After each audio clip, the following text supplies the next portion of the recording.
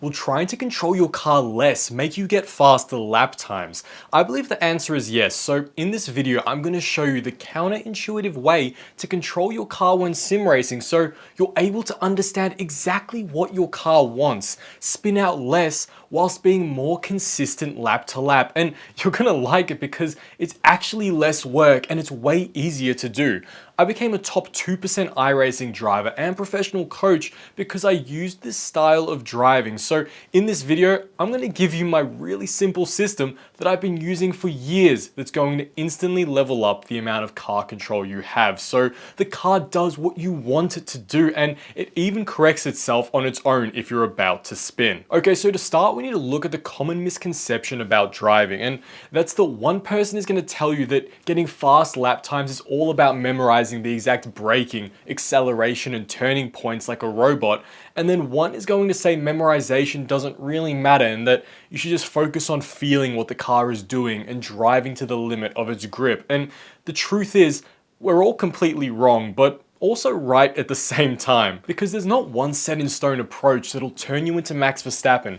Each one of us have different strengths and weaknesses that form our unique driving style. What you have to do is figure out what aspects of your driving technique you need to alter to build up the areas that you're weak in. And to do that, we're going to use this chart. So what you can see here are 4 different pillars, and to get fast laps while sim racing, you just need to get all 4 of them above what I call a high quality line. And when you do that, you'll be able to set lap times that'll let you qualify in the top 5 every single time and avoid those questionable crashes in the mid-pack. So pillar 1 is your track vision. This is where your eyes are looking when you're driving.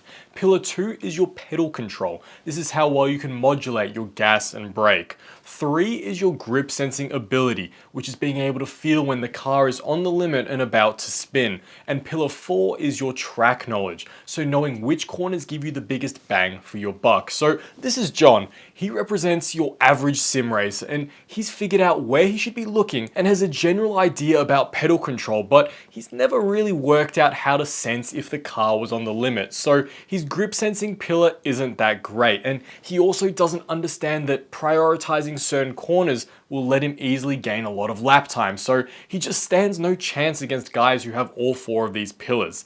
The thing is, when it comes to sim racing, most people start with a chart that looks like this, and getting all 4 pillars above that line takes a while, but the fastest one to fix that'll give you the biggest speed increase is your grip sensing ability. So looking at this, you can work out, well, do I need to make any changes? And if you think you need to raise a pillar fast, continue to watch this video because now I'm going to give you the world's simplest system to level up this pillar. And the students in my online platform, Sim Racing University, who have gone through my 4-module driving technique course, have said how valuable it is to be able to feel the limit of grip. So you know it's definitely worth learning. So what you can see on screen right now is me driving the car 2 different ways, and they both look pretty similar except for one key difference, and it's all to do with how I actually held the steering wheel.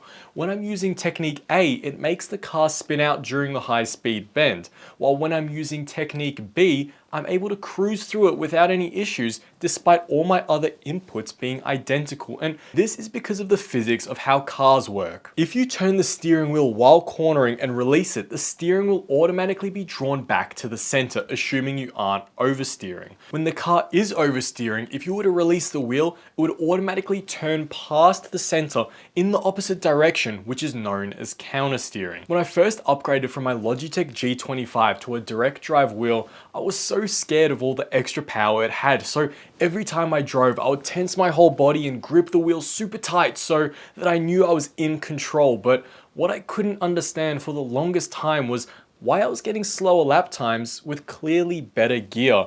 And this was how I actually came to the realization that I'm teaching you now, that'll let you sense the limit of grip. So instead of death gripping the wheel like I was, you actually want to hold the wheel as lightly as you can through the entire lap, corners included.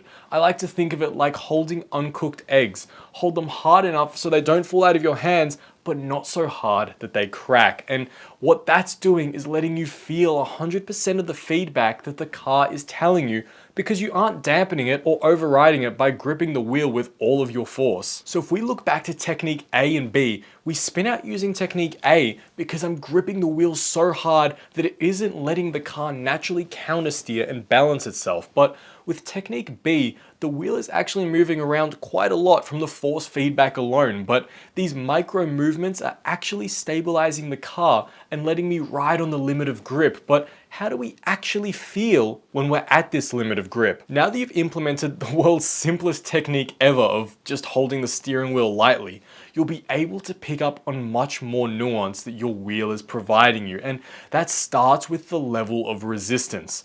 As you start to turn into the corner, you want to do so with minimal force and lightly holding the steering wheel.